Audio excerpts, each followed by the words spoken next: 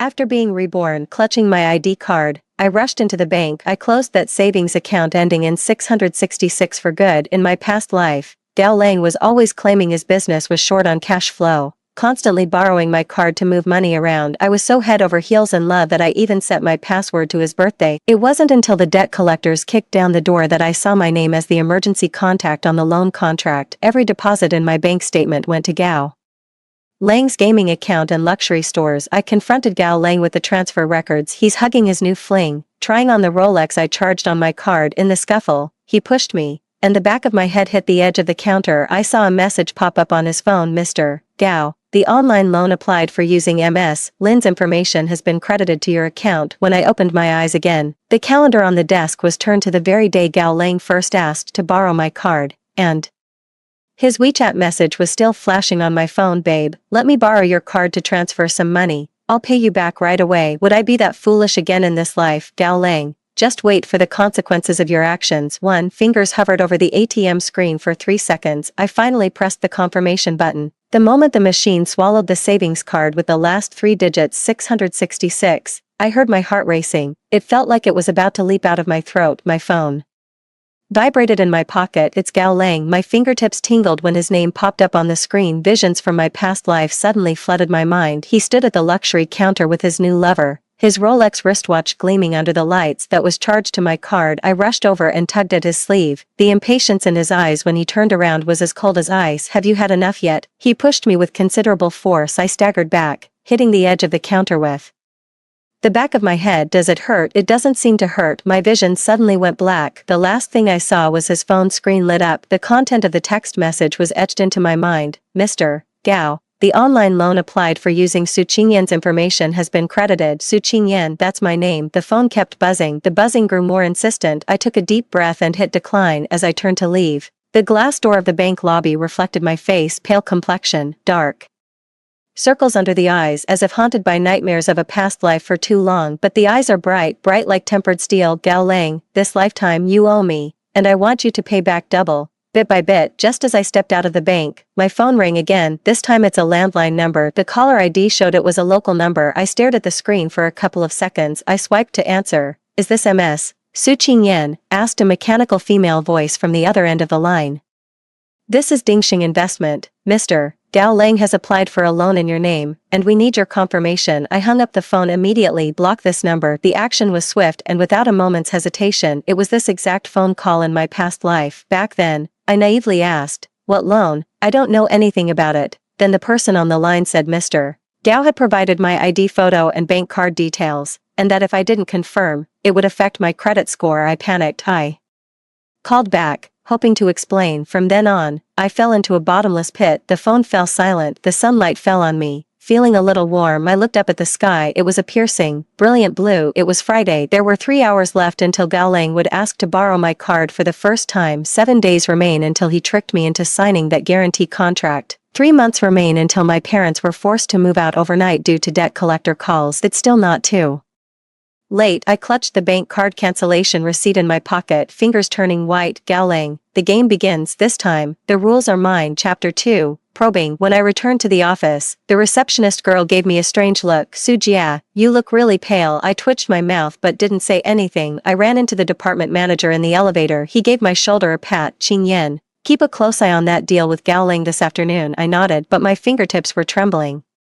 That's exactly how the partnership went down in my past life. Gao Lang said the client insisted on using a personal account and asked to borrow my bank card for a day. It's just a quick transfer. I'll give it right back. He smiled gently then, his eyes twinkling like stars. I was fooled by that star. It led to my family's ruin. In the office, Gao Lang was already sitting at the desk across from me. He's wearing a white shirt today, with the sleeves rolled up to his forearms. He showed off the watch on his wrist. I bought it last year for his birthday. I saved my salary for 3 months and bought him an Omega. Now, looking at it, it only feels ironic. He looked up, saw me, and smiled. Qingyan, you're here. Your voice is still so lovely, like the lower register of a cello. I used to love listening to him talk. Now it just sounds grating. Didn't sleep well last night. He raised an eyebrow, his gaze falling on the dark circles under my eyes. I responded and pulled out a chair to sit down. I deliberately slowed down the action of turning on the computer. I was waiting for him to ask to borrow my card. Sure enough, He knocked on my desk. Oh, right, the client is transferring the payment this afternoon. Can I use your card? Here it is. My grip on the mouse tightened. A document popped up on the screen. The unfinished proposal from last night. I stared at the screen, not looking at him. My card got swallowed yesterday. The voice was calm. Gao Ling paused for a moment. Swallowed. Well, the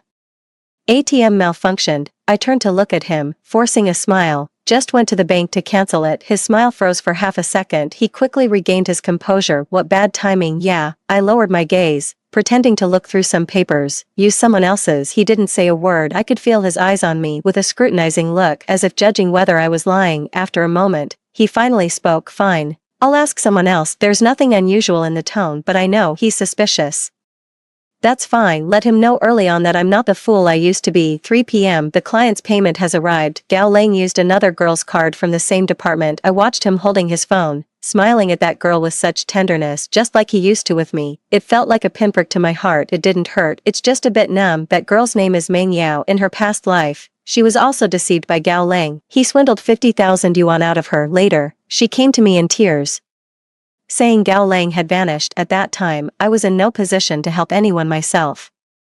I could only watch her cry. In this lifetime I can't let her walk into the fire again. As I was leaving work, Meng Yao called out to me, Sister Sue, Gao Ling said he's treating us to dinner tonight to thank you for helping me out this afternoon. I paused in my steps. I turned back to look at her. The girl's eyes lit up. She clearly had a thing for Gao Ling. Why did he ask you to dinner? I asked. He said, he thinks I'm a nice person. Meng Yao lowered her head, a little embarrassed. I took a deep breath.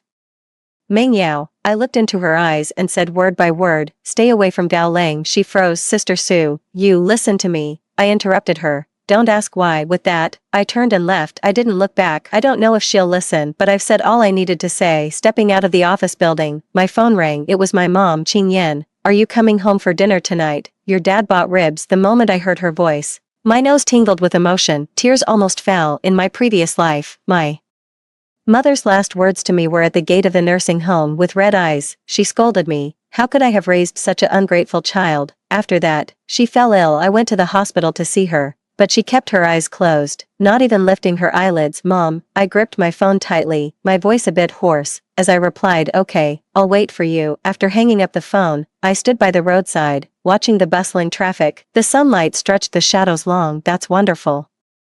They are still here. They still call me home for dinner. Gao Ling, look, this is what I must protect. If you dare touch it again, I'll make you regret the day you were born. Chapter 3, The Transfer. The aroma of braised pork ribs greeted me as I pushed open the front door. My dad was busy in the kitchen, wearing an apron. Hearing the noise, he poked his head out to look. You're back? Yeah. I changed my shoes and walked over. The white hairs at his temples seemed fewer than I remembered. I felt a wave of relief. In his previous life, he had gone gray overnight due to relentless debt collector calls. Dad, let me help you. No, just sit and rest. He pushed me away, saying your mom is picking vegetables in the living room. My mom sat on the sofa, holding a string bean in her hand. He saw me and smiled. Tired? Have a drink of water first. There's a glass of cold boiled water on the tea table. I picked it up and took a sip. The water is sweet. It tastes like the flavor of my childhood. During dinner, my dad suddenly brought up Gao Ling. That young Gao seems quite attentive to you. My chopsticks paused for a moment. Dad, how did you know? Last time I was downstairs at your office, I saw him bringing you bubble tea. My mom chimed in.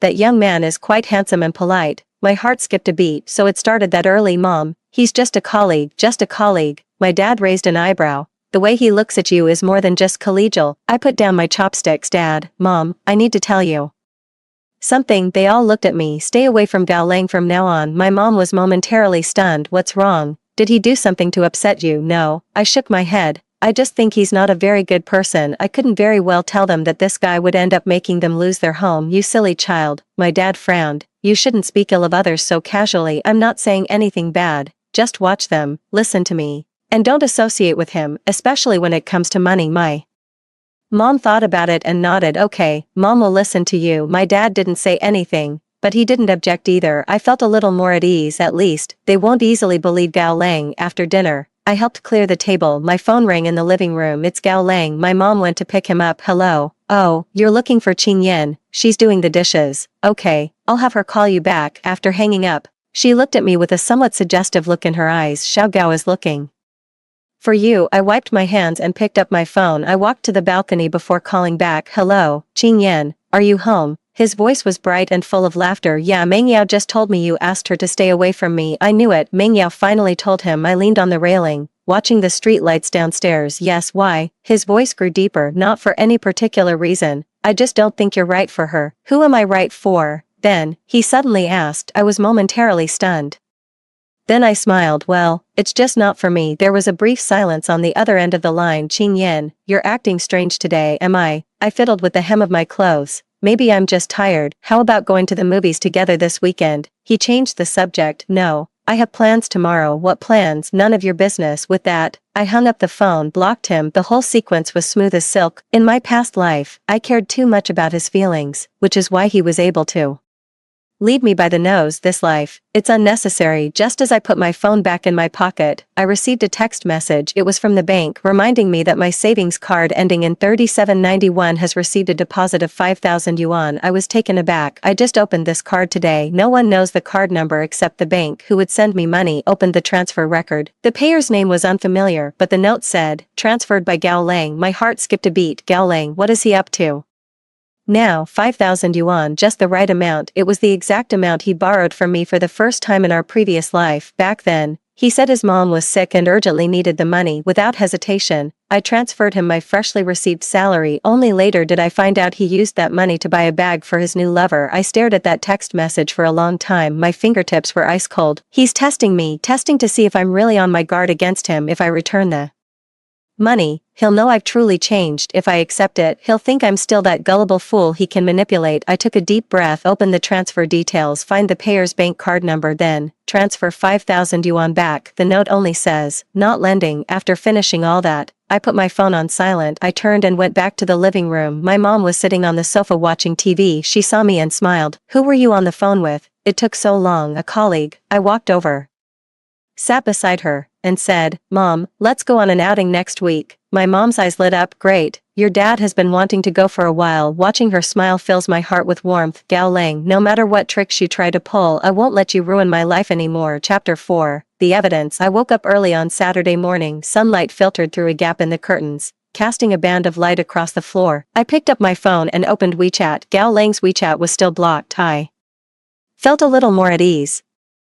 I got up, washed up, and changed my clothes. Before I left, my mom shoved a bag of bread into my hand. Eat on the way. I'm going somewhere today. In a past life, Gao Lang had a secret base. It was the apartment he rented. He hid a lot of things there, including the contracts where he borrowed money using my information, and his chat records with other girls. It was only after his death, while sorting through his belongings, that I accidentally discovered that place. I remember the address to this day, clear as a bell. It was in an old, rundown residential complex on the city's outskirts. The taxi ride there took 40 minutes. At the complex's entrance gatehouse sat an elderly security guard. He squinted at me and asked, Who are you looking for? I'm here for Gao Lang, I said, giving his name and apartment number. The old man looked me up and down, said nothing more, and waved me in. It seems Gao Lang often brings different girls here. The old man is no longer surprised. As I entered the hallway, a musty smell hit me. The walls were peeling, and the stair railings were rusty. I held onto the railing and climbed up. 3rd floor, room 302. The door is closed. I stood at the door,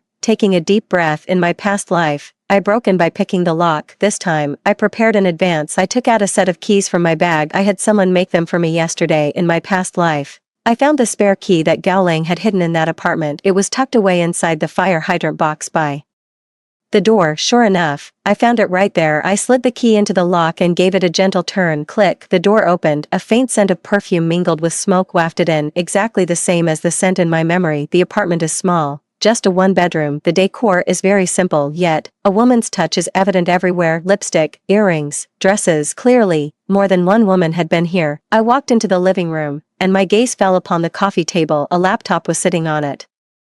It was Gao Lang's. In my past life, I found all his incriminating evidence on this computer. I walked over and turned on the computer. A password is required. I entered my birthday. No. Tried his birthday next. That wasn't it either. Frowned. In his past life, his computer password was the pinyin of my name. Could it have changed? I feel a bit panicked. If I can't open the computer, I won't find the evidence. I took a deep breath and tried hard to remember. In my past life, how did I open it? It seems like I Tried entering Meng Yao's name in pinyin. The screen lit up. The password was correct. My heart skipped a beat. He had used Meng Yao's name as the password. It seems he's serious about Meng Yao, or is it just a passing fancy? No time to think about this. I opened the folder. Sure enough, there was a lot of stuff inside. A folder named Contracts. Click to open. It was full of scanned loan agreements. In the borrower's column, my name was written in stark clarity. Su Qingyan. The emergency contact was my parents' phone number. The date was 1 month before I was hounded for debt in my previous life. There are many other girls' names as well. Meng Yao's name is included too. Loan amounts range from 5,000 to 50,000. My hands are trembling. This evidence is enough to ruin him. I took out my phone and started taking pictures. I took them one by one, making sure they were clear. Then I backed up these photos to the cloud, sent to another of his own email addresses. After doing all that, I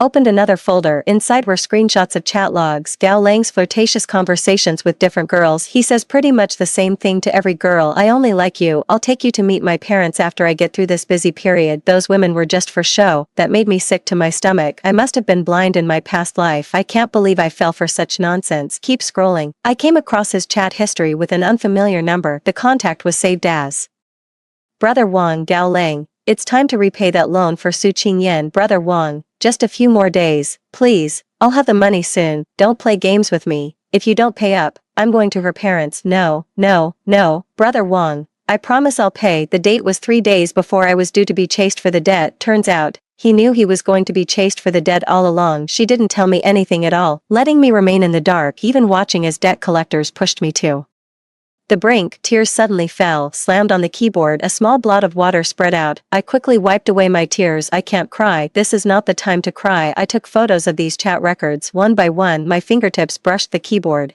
accidentally knocking into the photo frame on the corner of the desk. Glass was shattered all over the floor. In the photo, Gao Lang had his arm around a girl, both of them beaming. I knew that girl. She's the director at our company. Li Man, 35 years old, divorced, and holding plenty of resources. In my previous life, I only found out after being fired that Gao Lang had already hooked up with her using the money he had scammed from me. Buy her a bag, buy her a car. How ironic. I crouched down and carefully picked up the photograph. I put it into my own bag. This is evidence too. Suddenly, the sound of a key turning in the lock came from outside the door. My heart leaped into my throat. Someone's back. Is it Gao Lang or another woman? No time to think. I quickly shut down the computer and put everything back in order. Then, he quickly walked to the bedroom. He hid in the wardrobe. The wardrobe was filled with women's clothes. The scent of perfume became stronger. I covered my mouth and held my breath. The door opened. Footsteps entered. It was a man's voice on the phone. Got it, Brother Wang. I'll definitely pay you back next week. Don't worry. I've already handled Su Qingyan.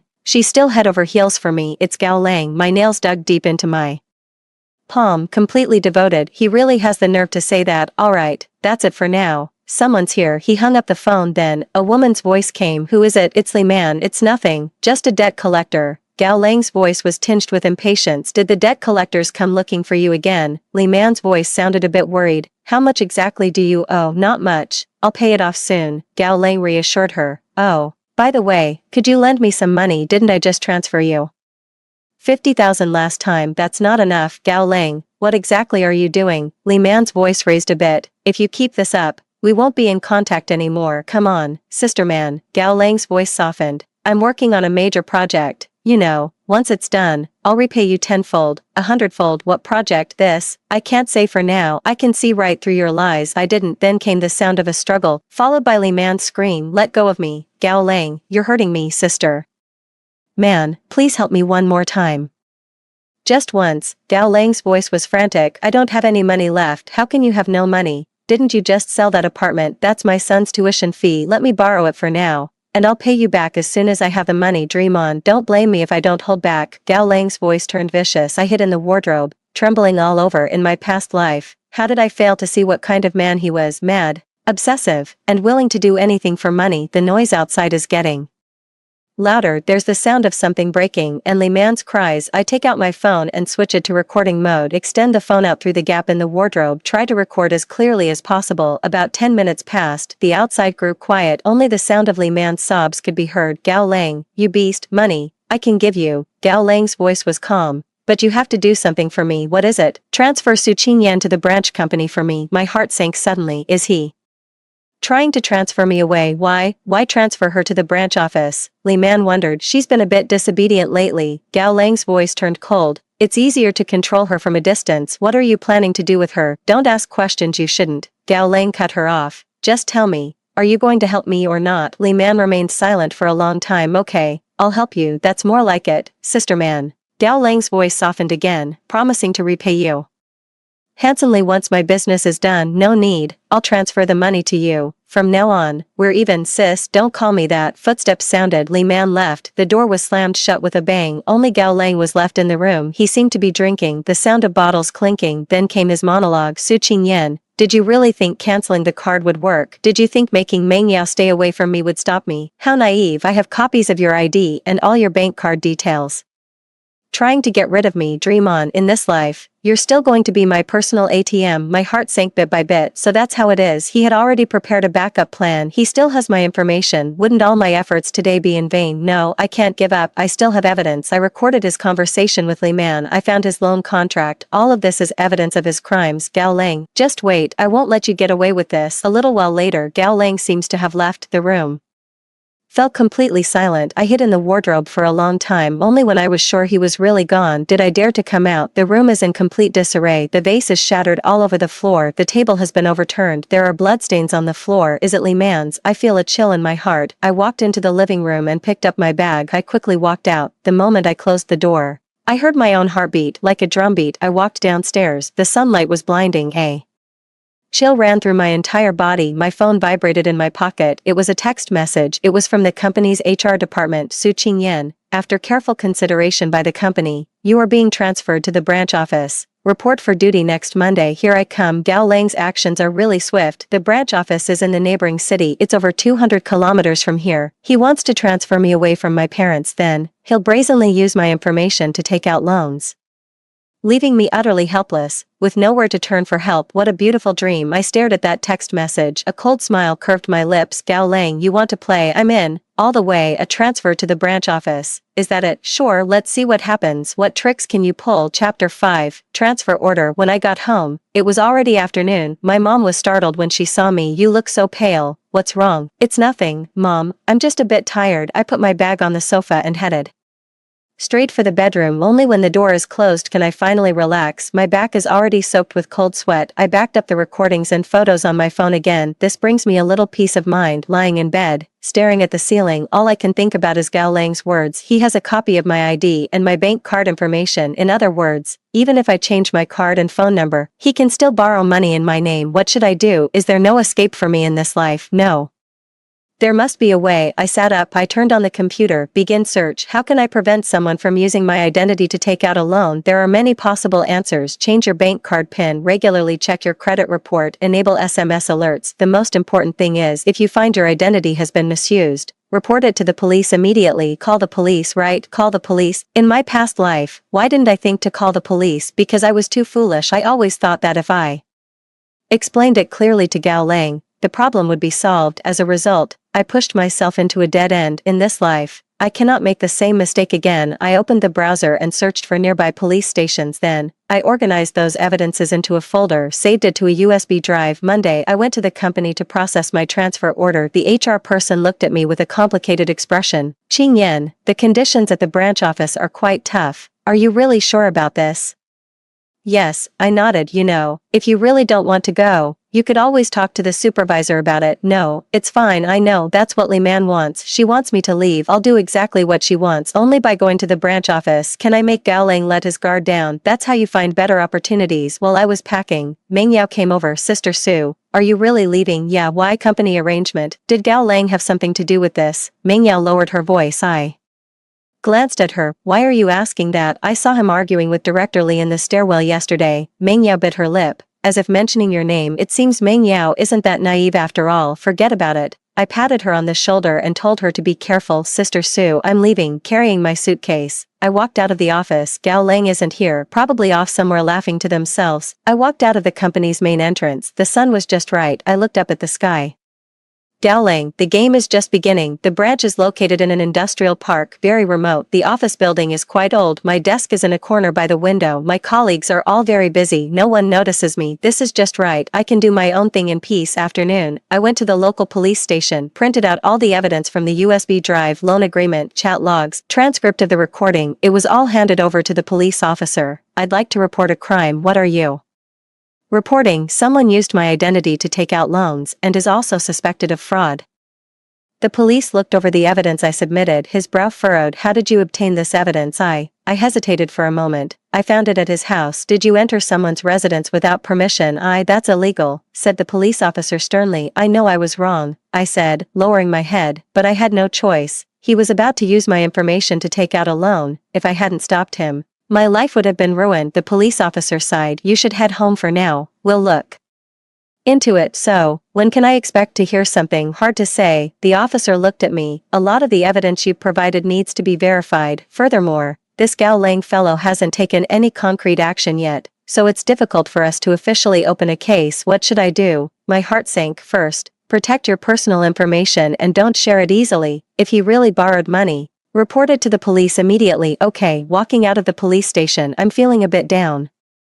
But it was to be expected. With no tangible loss, it's really hard for the police to open a case, but at least I've filed a report. If Gao Lang dares to use my information for borrowing again, the police will have a record of him. Back at the dorm, the phone rang. It was an unknown number. The caller ID showed it was local. After a moment's hesitation, I answered. Hello, Su Qingyan. It's Gao Lang's voice. How did he get my new number? How did you get this number? Isn't it easy to get your number? His voice was full of satisfaction. And I hear you've been transferred to the branch office. What's it to you? How is it not my business? He laughed. Qingyan, don't be difficult. Come back. I'm not being difficult. Are you still mad at me? I don't want to argue with you. Don't hang up. Gao Lang's voice dropped low. Qingyan, I know what you're doing. What am I doing? You went to the police, didn't you? My heart skipped a beat. How does he know? You've been following me. Why would I need to follow you? Gao Lang sneered.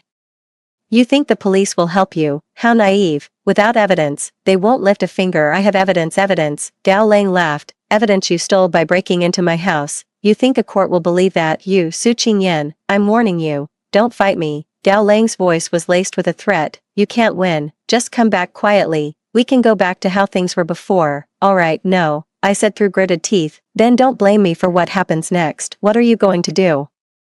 What do you think? Gao Lang's voice was filled with madness. Aren't you afraid I'll use your information to borrow money? Well, I'm going to do it anyway. I'll ruin you. Make sure you never recover in this lifetime. Gao Lang, you madman, you pushed me to this. The call was disconnected. My hands trembled as I clutched the phone. He's really going to do it. He's going to ruin me. No, I can't just sit back and do nothing. I have to find a way. Stop him. Chapter 6, Counterattack. After hanging up the phone with Gao Lang, I felt icy cold all over. His threat hung over me like a blade. I knew he meant what he said. I need to act faster. I turned on my computer and started searching for information about Gao Lang, his education, family background, and previous work experience. I don't believe he could erase his past completely. Indeed, I found a post about him in an old forum. It was from 5 years ago. The title was, Exposing a Scammer Named Gao Lang, Who Cheated Me Out of 30,000 Yuan. Be careful. Everyone. The post detailed the process of being scammed. It's almost exactly the same situation I'm going through right now. It also started under the guise of a romantic relationship, then moved to borrowing money, before they finally vanished. The poster's username was Sunshine Just Right. I tried sending her a private message. I wonder if she'll still look. After doing all this, I thought of Li Man again. She was threatened by Gao Lang, so she must hate him too. Maybe I can find more evidence from her. I pulled up Li Man's phone number from my contacts. It was saved in Gao Lang's phone from my past life. After a moment's hesitation, I dialed it. It rang for a long time before someone finally picked up. Hello, who is this? Li Man's voice sounded exhausted. Director Li, it's me, Su Qingyan. There was a few seconds of silence on the other end of the line. What do you want from me? I'd like to talk to you about Gao Lang. I have nothing to say to you, Director Li. I'm being sincere here. Gao Lang swindled you out of your money and even threatened you. Are you really just going to accept that? What else can I do? Li Man's voice was laced with bitterness. I've already reported it to the police, but they said there isn't enough evidence. I've also reported it to the police. I told them I have some evidence that might be able to help you. What evidence? The loan contract he took out using my stolen identity, his chat logs with other girls, and the recording of him threatening you. Li Man's breathing noticeably quickened. Do you have a recording? Where is it? I'm at the branch office in the neighboring city now. if it's convenient for you, we can meet. Li Man fell silent for a long time. Okay, how about we meet at the cafe near the branch office tomorrow at 10 a.m. Sure. After hanging up the phone, I felt a bit more at ease. At least I wasn't fighting alone anymore. The next morning, I arrived at the cafe early, chose a seat by the window, ordered 2 cups of coffee. Exactly 10 o'clock. Li Man arrived. She was dressed in a professional outfit, her hair neatly combed, but the fatigue in her eyes couldn't be concealed. Sit, I said. She sat down. Not saying a word, I took out the voice recorder and placed it on the table. This is the recording from that day. Li Man picked up the voice recorder and pressed the play button. Gao Lang's frantic voice came out from within. Her face gradually turned pale. The recording ended. She put down the voice recorder. Her hands were trembling. This beast, she said through gritted teeth. Directorly, I looked at her. Gao Lang didn't just deceive us, he deceived many people. 5 years ago, someone exposed him online. I showed her that forum post. The more Li Man read, the worse her complexion became. I wondered how he was so skilled. Turns out he's a repeat offender. We must unite to ensure he faces justice. I said. How do we unite? Let's compile all the evidence we have and submit it to the police together, with both testimonies and physical evidence.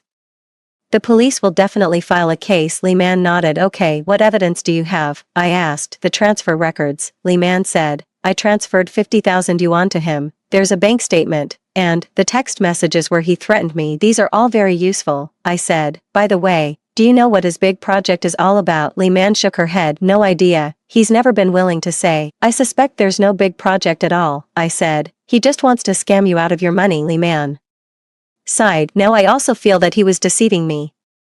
What about your son's tuition? I borrowed some from relatives. Li Man forced a smile. Fortunately, it's not time to pay the tuition yet. Good. We discussed some more details. We agreed to meet up in the afternoon and go to the police station together to submit all the evidence. As I was leaving the cafe, Li Man called out to me, Su Qingyan, I'm sorry about the past. She looked at me, her expression complicated. It was wrong of me to transfer you to the branch office. I was stunned for a moment, then shook my head. Let bygones be bygones. Now is not the time to dwell on this. Our only target is Gao Lang. 2 o'clock in the afternoon, we arrived at the police station on time. This time, the same officer who met us last time greeted us. He seemed a bit surprised to see us come in together. Do you two know each other? We're colleagues, and we've all been deceived by Gao Lang, Li Man said. She placed the bank statements and text message records on the table. I added screenshots of newly found forum posts and private message records with the poster. The police flipped through the evidence page by page, their brows furrowing deeper with each one.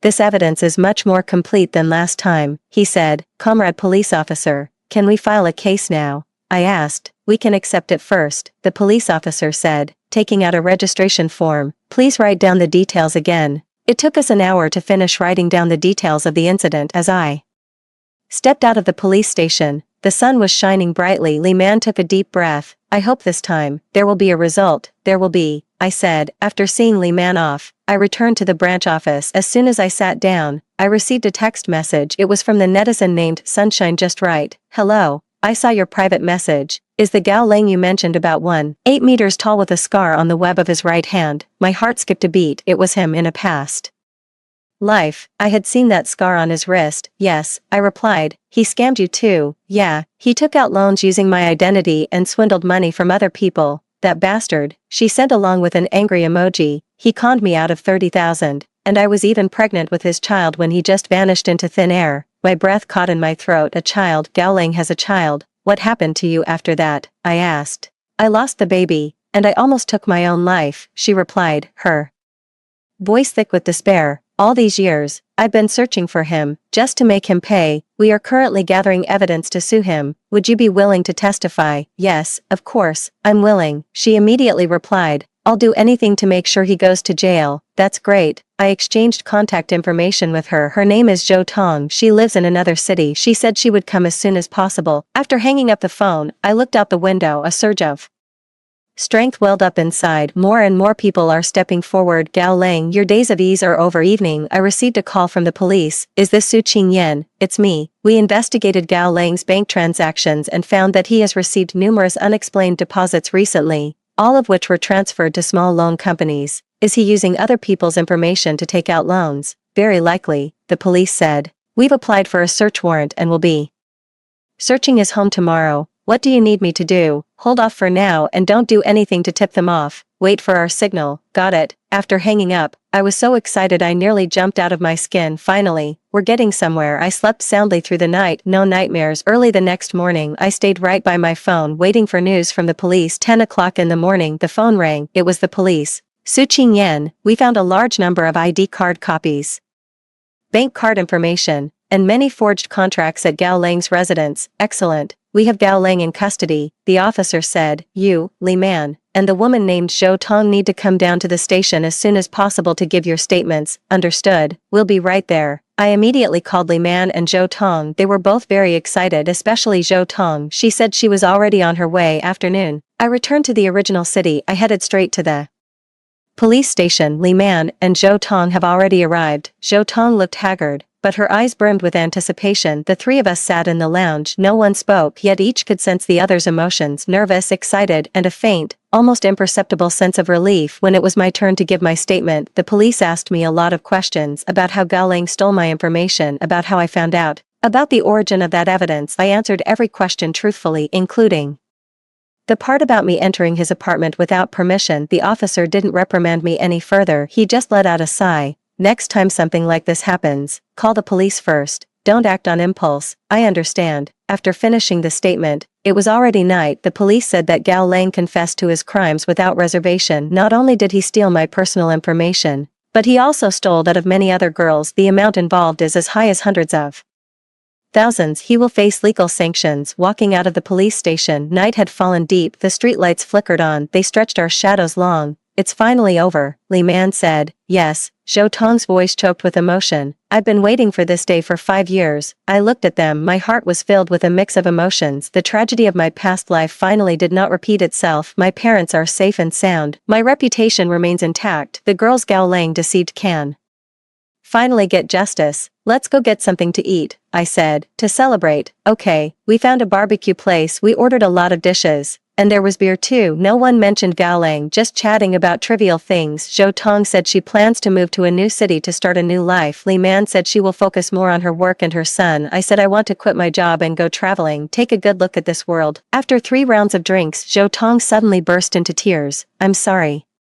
she said. If I had stepped forward earlier back then, maybe so many people wouldn't have been deceived. It's not your fault. Li Man patted her back. It's just that Gao Lang is too cunning. Exactly, I said. It's not too late for us to step forward now. At least, we stopped him from harming others further. That's enough. As we left the barbecue place, Zhou Tong asked for my contact information. Let's keep in touch, she said. Okay. Li Man added, if you're not comfortable back at the branch office, just come back. I'll find you a different position here. Thank you, Director Li. Please, call me Sister Man. Sister Man. We said our goodbyes at the crossroads. Each of us went our separate ways. I watched their silhouettes fade into the night. Suddenly, I felt a warm sensation in my heart. My phone vibrated in my pocket. It was my mom calling. Qingyan, when are you coming back? Your dad made your favorite sweet and sour pork ribs. I'll be right back. Take care on the road. Hum. Hung up the phone. I looked up at the sky. The stars tonight are so bright, like diamonds scattered on black velvet. It's wonderful. Everything is over. Gao Lang got his just deserts. We can all start new lives now. I touched the phone in my pocket. There's still a photo left. It was found that day in Gao Lang's apartment. A photo of him with a strange man. That man looks somewhat familiar to me. I feel like I've seen this somewhere before, but I just can't place it right now. Perhaps, it's probably just a trivial little episode. I smiled. I turned and headed for home. My steps were light. It was like a great weight had been lifted. The road ahead is still long, but I know this: I will never live in such a wretched state again, as I did in my past life. I will live well. Cherish everything you have right now, because I paid for this with my life. Chapter 7. The aftermath. The aroma of sweet and sour pork ribs filled the entire house as I walked in. My dad peeked out from the kitchen, wearing an apron. Back already? Hum. My mom came over and took the bag from my hand. Tired, aren't you? Sit down and rest. Not tired. I sat on the sofa, watching their busy figures, feeling warm inside. That's wonderful. Everything is back on track. During dinner, I told them about Gao Lang being arrested. I didn't go into too many details. I just said he was arrested by the police for fraud. My parents were stunned. How could he do something like this? My mom frowned. You can't judge a person's heart by their appearance. My dad sighed. Thank goodness you're okay. My mom patted my hand. From now on, you need to be more careful when making friends. I understand, Mom. After dinner, I helped clear the table. My phone rang. It was Meng Yao. Sister Sue, did you hear? Gao Lang got arrested by the police. Her voice was full of surprise. I know. Oh my god, that's terrifying, Meng Yao said. How could he be like that? Luckily, you told me to stay away from him. Or I would have been fooled too. It's good that you're okay, Sister Sue. When are you coming back? Everyone misses you. I'm not sure yet. Oh, make sure to let me know when you're back, okay? After hanging up the phone, I looked out the window. News of Gao Lang's arrest has undoubtedly spread throughout the company. It's hard to say what kind of fallout this will cause. Just as I thought, the very next day, I received a call from the company's HR department. Su Qingyan, are you available to come to the office for a moment? What's up? We'd like to discuss your transfer with you. Okay, I know they want me to come back. After all, in the case of Gao Lang, I was the victim and the whistleblower. Back to the company. The atmosphere in the office building was a bit subtle. My colleagues were looking at me with curiosity and scrutiny. I ignored it. I walked straight to the HR office. The HR director was a kindly, middle-aged woman. She saw me and smiled. Qing Yan, have a seat. Thank you. We've all heard about what happened with Gao Lang, she said. I'm sorry you had to go through that. It's all right. Regarding your transfer order, the company has reviewed the decision and is rescinding it, she said. You can return to your previous position and duties. If you don't want to return to your original department, you can also transfer to another one. I thought about it. My original department is filled with memories related to Gao Lang. Going back would inevitably feel uncomfortable. I'd like to transfer to the marketing department. Approved. The HR director nodded. Director Zhang from marketing is very pleased with your work. Thank you. You're welcome. Stepped out of the HR office. I went to my old department to pack up my things. Meng Yao's eyes lit up when she saw me. Sister Sue, you're back. Great. She helped me organize the documents. I knew you'd come back. From now on, I'll be in the marketing department. Meng Yao paused. Why? I want to change the environment. Oh. She felt a bit disappointed but quickly smiled again. It's okay, we can still see each other often. I packed up my things and went to the marketing department. Director Zhang is a very capable and efficient woman. She introduced me to my new colleagues. Everyone was very welcoming. She didn't press me for details about Gao Lang. That's good. I just want to work in peace and quiet, start a new life. Afternoon. Li Man came to see me. Done with your work. Want to grab a coffee together? Okay. We went to the cafe downstairs from the office. Gao Lang's case has been transferred to the procuratorate, Li Man said. His lawyer contacted me, asking me to provide a letter of understanding in exchange for compensation. Did you agree? No, Li Man shook her head. I don't want his money. I just want him to face the consequences he deserves. Me too. What about Zhou Tong? Did she agree? I don't know, I said. I haven't contacted her yet. She's had a tough time these years, Li Man sighed. Maybe she needs this money. I fell silent. Yes, everyone's situation is different. Choices can vary. 2. We have no right to judge others. Oh, right. Li Man looked at me. Didn't you say you saw a photo of him with a strange man in Gao Lang's apartment the other day? Yeah. Did you remember who it was? No. I shook my head. Maybe just a friend of his. Let's hope so. Li Man's expression was complicated. Still, better be careful. The kind of people Gao Lang associates with probably aren't the best sort. I know. After finishing my coffee, I headed back to the office. I had just sat down when my phone rang. It was an unknown number. The area code showed it was from out of town. I hesitated for a moment before answering. Hello, excuse me, is this Ms. Su Qingyan? A deep male voice. Yes, it is. Who's calling? I am Gao Lang's lawyer. My heart sank. Is there something I can help you with, Ms. Su? I'd like to discuss Gao Lang's case with you. I have nothing to say to you, Ms. Su. Gao Lang has come to recognize his mistake, the lawyer said calmly. He wishes to offer you compensation and hopes you will provide a letter of forgiveness. Compensation? I laughed. What he owes me can't be repaid with money, Ms. Su. To err is human. Wouldn't it be good to give him a chance to turn over a new leaf? Repent? I thought of all the past lives. Why should he be given a chance to repent after harming so many people? Ms. Su, if you don't issue a letter of forgiveness, Gao Lang is likely to be sentenced to a heavy punishment. That's what he deserves. Are you really that heartless? The heartless one is him, not me. I hung up the phone. I blocked the number, yet, deep down, I felt an inexplicable unease. Why would Gao Lang's lawyer suddenly contact me? Could it be? What other moves does he have up his sleeve? I touched the phone in my pocket. That photo is still in there. The stranger's face is becoming clearer and clearer in my mind. I think I've definitely Seen him somewhere before. Chapter 8, familiar face. For the next few days, I kept thinking about that strange man, but I just couldn't recall where I had seen him before. Work was very busy. The pace in the marketing department is much faster than in my old one. There are endless meetings and proposals to work on every single day, but that's not a bad thing. It leaves me no time to dwell on those troubles. Friday evening, the company organized a team building event. We went to a resort out in the suburbs. Everyone had a great time. I gradually became part of the new group. In the evening, everyone gathered around for a barbecue. Director Zhang came over with a bottle of beer. Qing Yan, come, have a drink. Thank you, Director Zhang. Don't call me Director Zhang, call me Sister Zhang. She patted my shoulder. You've been working hard these days. It's not hard. I've heard about Gao Lang. Sister Zhang looked at me. Don't take it to heart. That kind of person isn't worth it.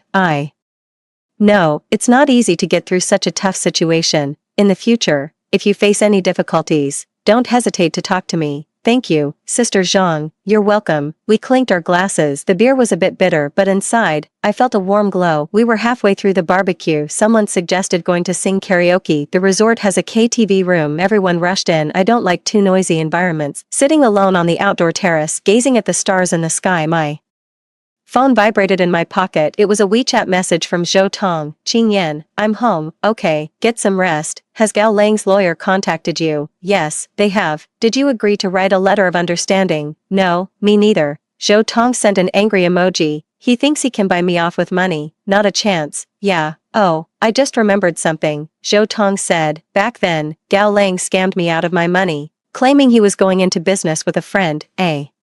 Friend, my heart skipped a beat. What kind of friend? I met him once, Zhou Tong said. He was tall, skinny, and looked very shrewd. Tall, skinny, and shrewd. He looks a bit like the man in the photo. Do you remember what he looked like? I can't quite recall, Zhou Tong said. It's been 5 years. Did he ever mention what that friend's name was? It seems, something Hui. I'm searching for this name in my mind. Suddenly a figure leaped out. It was our company's vice president, Lin Hui. He was tall, thin, and looked very sharp, and I once saw him meet with Gao Lang downstairs at the company. At the time, I thought they were just ordinary colleagues. Now, looking back, their relationship might not be as simple as it seems. The man in the photo saved on Gao Lang's phone, with his facial features, almost perfectly matches Lin Hui. A sharp pang of heartache struck. Could it be? Is Lin Hui the one behind Gao Lang? That thought sent a chill down my spine. Lin Hui holds a very high position in the company. He keeps a low profile, so few people know his true background. If he has a connection with Gao Lang, did he also participate in what Gao Lang did? Qing Yan, what's wrong? Zhou Tong sent a message. It's nothing, I replied. I just suddenly remembered that I might have seen that person named Hui. Really? Well, not sure yet. If it's true, they're in on it together. Zhou Tong sent a shocked emoji. That's terrifying. I'll get to the bottom of this. Be careful, Zhou Tong said. That kind of person is definitely not someone to mess with. I know. I hung up WeChat and gazed at the distant lights. My mind was in a complete turmoil. If Lin Hui really has a connection with Gao Lang, what could his purpose be then? Is it just for money, or is there a bigger conspiracy? I dare not think about it, but I know this matter cannot be left unresolved. The next day, after the team building event, we returned to the office. I went to the HR department using the pretext of needing to understand the management's background. I wanted to look at Lin Hui's file. The HR person seemed hesitant. Vice President Lin's file is confidential. I just wanted to understand his work history to write a market analysis report. I offered as an excuse. After a moment's thought, HR showed it to me anyway. The information is straightforward. Lin Hui, 35 years old, graduated from a prestigious university, joined the company 5 years ago. He rose through the ranks to become Vice President. His resume is impeccable. Nothing seems amiss, but that's precisely what makes me suspicious. Why would someone with a background as spotless as perfect get involved with a con artist like Gao Lang? Afternoon, I went to the pantry to get some water. I happened to run into Lin Hui. He was dressed in a suit, holding documents in his hand. He nodded slightly upon seeing me. Su Qingyan, Vice President Lin. I hear you've been doing well in the marketing department lately, he said, his voice gentle. Thank you for the compliment, Vice President Lin. Keep up the good work. He smiled and turned to leave. I watched him walk away. The doubts in my mind are growing larger. His smile seems very kind, but I sensed a subtle chill in it. Back to my workstation, I turned on my computer. I started searching for Lin Hui's name, hoping to find some clues linking him to Gao Lang, but the search results were all about his involvement in various business activities. No useful information, it seems.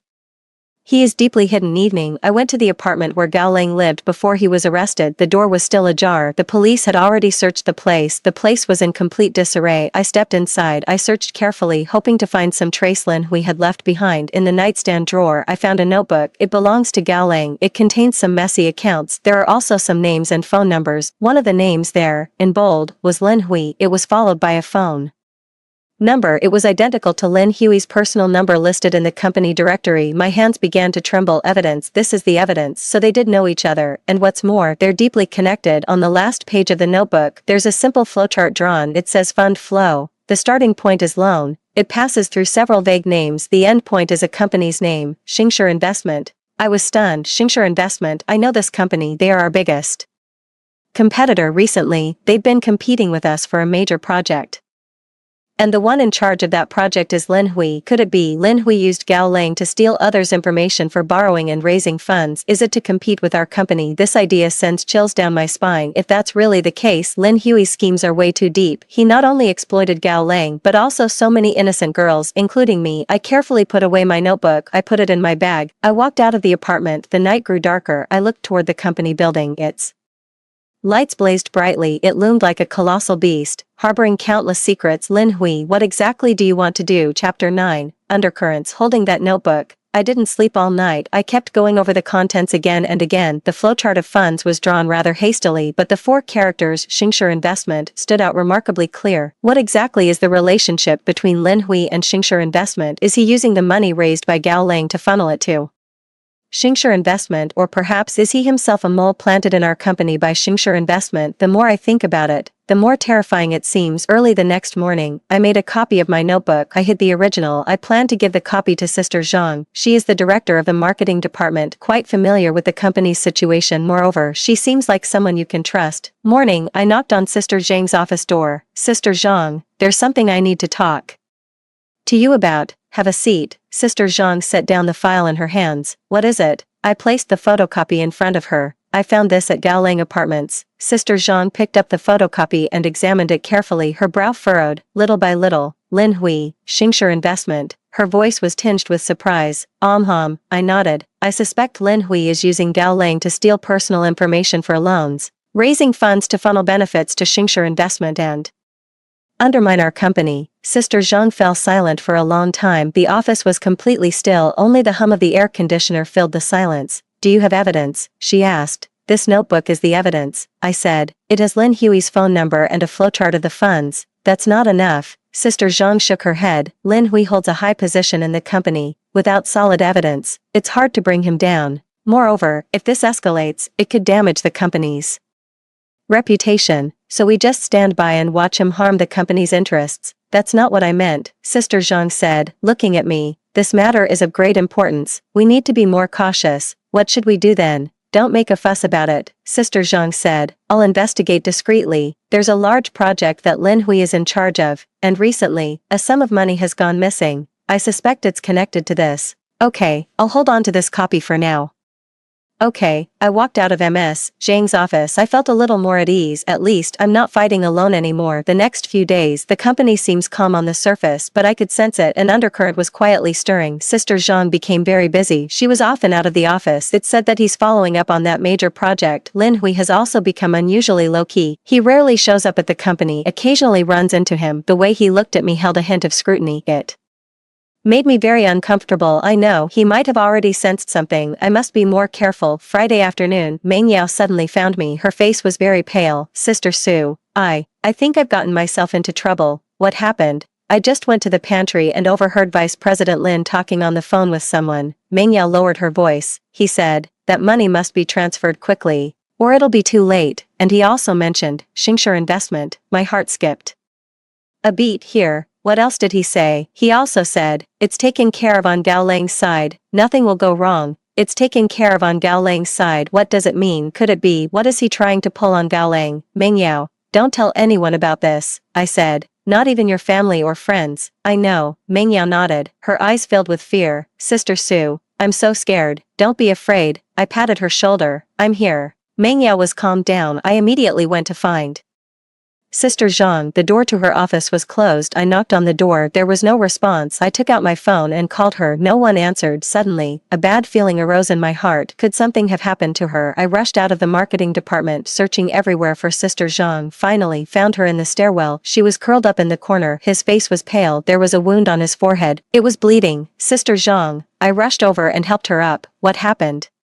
I was attacked. Sister Zhang's voice was weak. Someone stole my documents. Who? I don't know. Sister Zhang shook her head. It was two masked men. They took the evidence I had gathered on Lin Hui. My heart sank. Lin Hui, it must be him. He's backed into a corner and desperate. Quick, let me get you to the hospital. No need. Sister Zhang held me back. I'm fine. What matters is, the evidence is gone. I still have the original copy, I said. A glint flashed in Sister Zhang's eyes. Right, let's go to the police right now. No, Sister Zhang shook her head. Without evidence, going to the police is useless. Besides, it would tip them off. Then what do we do? Lin Hui is after that major project, Sister Zhang said. He stole my files to stop me from investigating his fund trail. We have to find new evidence before he succeeds. How do we find it? The partner for that major project is a foreign company, Sister Zhang said. Their legal department is very strict. If Lin Hui uses illicit funds to cooperate with them, they definitely won't stand for it. So you're saying, we can anonymously report Lin Hui's situation to their legal department, Sister Zhang said. Let them investigate. Will that work? We can only try. Chapter 10, The Endgame. Zhang Jia and I found a secluded spot. We scanned the original notebook into an electronic version. We also organized some of the clues we had gathered about Lin Hui's financial flow together.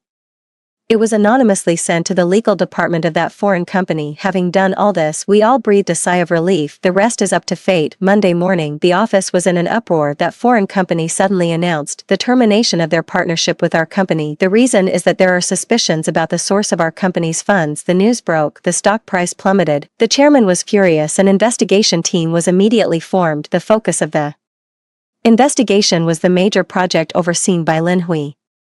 Lin Hui was suspended from his position. Under investigation, the office was abuzz with chatter. Everyone was speculating about what had happened. I looked out the window. The sunlight was blinding, yet my heart was perfectly calm. It's finally here. What was meant to come? The afternoon, the police have arrived, took Lin Hui away. It is said that the legal department of that foreign company reported the case. During their investigation, they found that the funds Lin Hui used for cooperation indeed came from illegal loans. Moreover, Prosperous Age Investment was also implicated. So that's how it is. Lin Hui wasn't just a mole that Prosperous Age Investment planted in our company. He's also one of the actual controlling parties behind Prosperous Age Investment. He exploited Gao Lang to fraudulently obtain loans using others' identities, thereby raising funds. On one hand, it was to undermine our company. On the other hand, it was to plug the financial hole at Xingshi Investment. Truly, it was a case of killing two birds with one stone. As a result, there have been new developments in Gao Lang's case. He confessed. Back then, it was Lin Hui who instigated him to take out loans using other people's information. He was merely a pawn in Lin Hui's hands. Waiting for them will be severe legal punishment. The matter has finally been settled. The company's reputation, though affected, but cut losses in time. Under the leadership of the new team, gradually, it regained its vitality. Sister Zhang, because she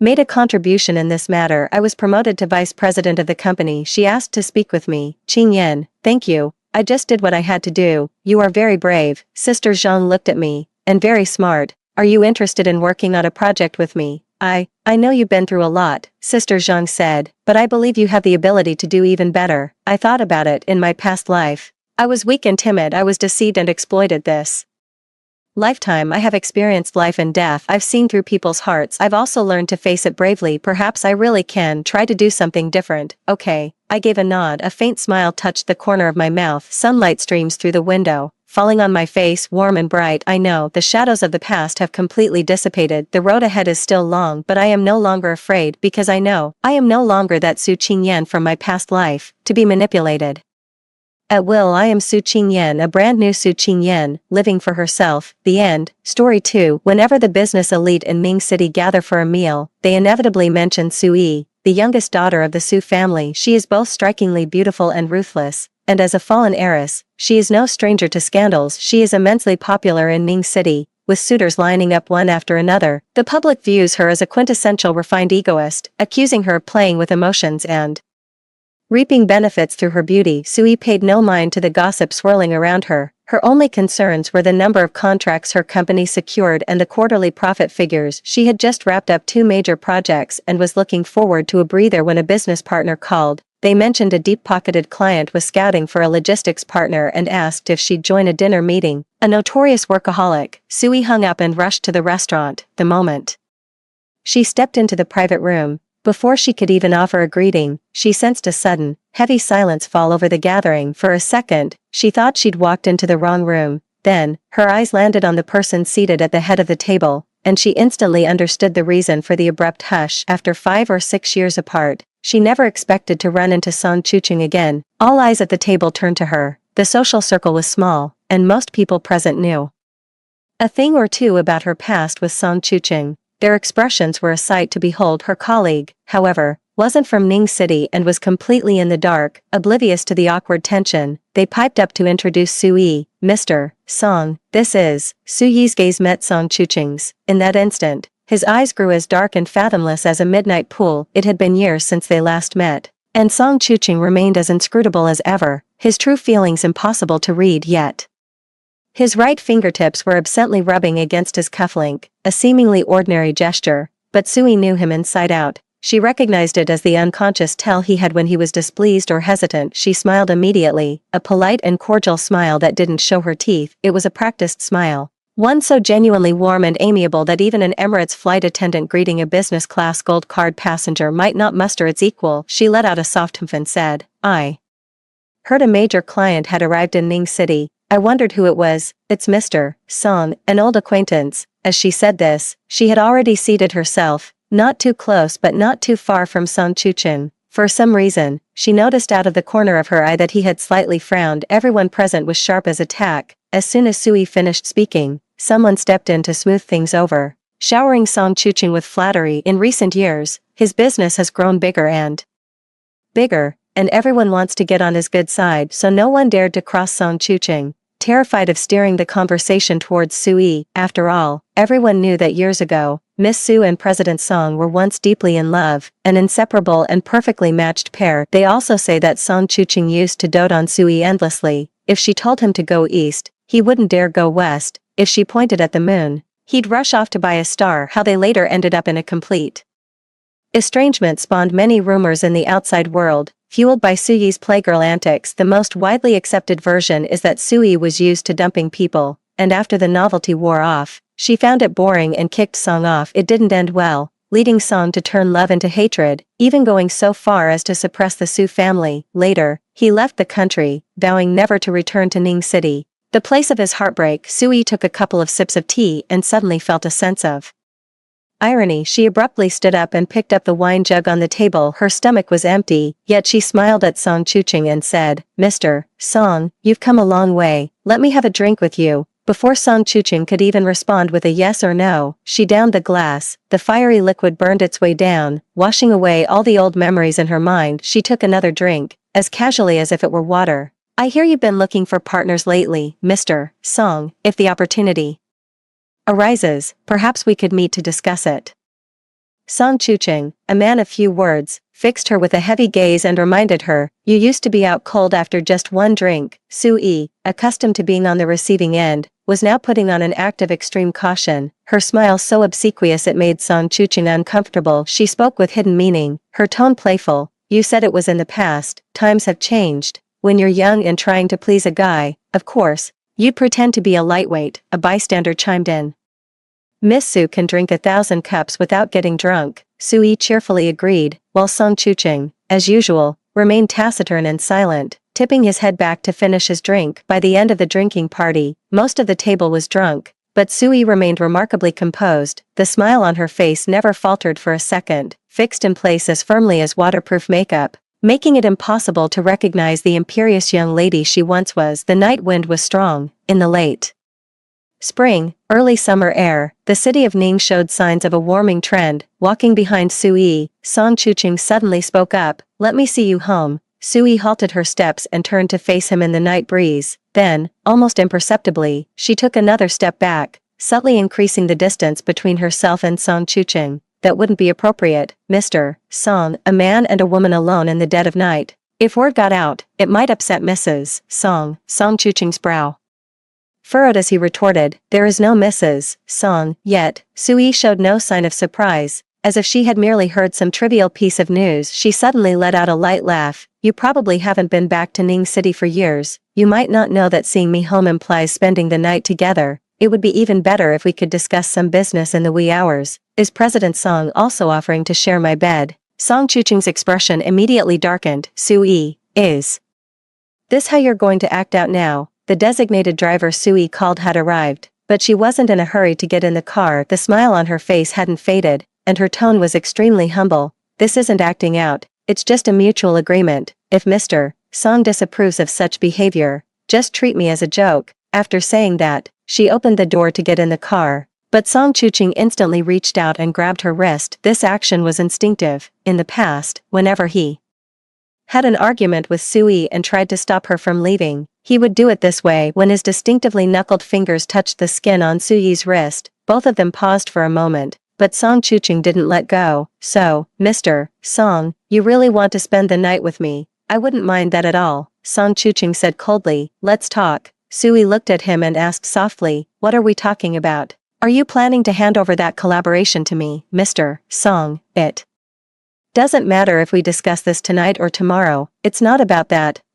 Sui gently pulled her hand away and said softly, "What else is there to talk about between us? Are you trying to control me now?" She smiled and said, "If it's about the collaboration, we can discuss it during work hours when we have time. If there's nothing else, I'll take my leave first." With that, she got into the car and no longer looked at the expression on Song Chuching's face. The car drove further and further away, and Song Chuching's figure gradually disappeared from the rearview mirror. The alcohol in Suyi's stomach was only now starting to churn, making the healed scar on her hand ache faintly. Suyi sometimes felt that time and the truthfulness of rumors were inversely related. As time passed, the old story became more and more distorted in the retelling, painting her as a heartless and faithless villain. In the end, only the person involved was left, occasionally remembering the past, drinking glass after glass late into the night, honing the ironclad tolerance she has today. Sui met Song Chuching the year she was still a student. One day, her family suddenly informed her they had found her a fiancé. In her youth, Sui was playful and carefree. When she was younger, her dream was to go to Antarctica and save the penguins. Upon hearing this news, she immediately jumped up.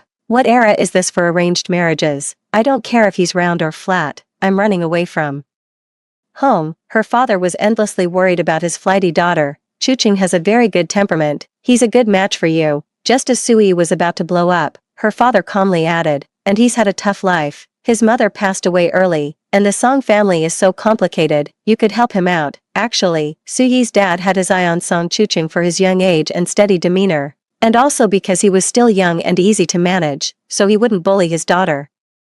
He just changed his approach to appeal to Suyi's sense of helping others. Sui was always soft-hearted and passionate, and in an instant, she imagined a tragic story of a young master. Finally, she said, Fine, I'll reluctantly meet him." That was the beginning of their story. Song Chuching had a handsome appearance that greatly pleased Miss Su. Miss Su had never been in love before. She raised her chin and said to Song Chuching in a proud, coquettish manner, "You'd better think carefully. I'm not easy to please." Song Chuching, however, just smiled and gently touched the top of her head, as if stroking a Maine Coon cat. "It's not that bad, this is just fine." And so, they began dating. Sui was admittedly a handful, but that was mostly because she was a few years younger than Song Chuching and had been spoiled by her family. She often had these wild, whimsical ideas. Song Chuching indulged her every whim. If she so much as whined about wanting to climb a snow-capped mountain, he would clear his schedule and go with her. Hand in hand and breathless, they finally reached the summit. In the howling wind and swirling snow, Sui pushed Song Chuching down. Her eyes were sparkling bright, her nose tip red from the cold, and as if possessed, she kissed him. Song Chuching was stunned for a moment. Then, he cupped her wind-chilled face in his hands and traced the contours of her lips with his own. They've jumped together from 10,000 meters in the sky and dived together too. The coral reefs of the Red Sea, sharing a knowing smile. Sui has an inexhaustible well of energy. When she likes someone, she does so openly and without reservation, never holding back in expressing her affection. Her biggest stunt was on Valentine's Day, when she made headlines by sending a truckload of red roses to Song Chuching's office. It was a masterful role reversal that left him both amused and exasperated. She also took great delight in bringing Song Chuching to meet all her various friends, proudly declaring, "He's mine."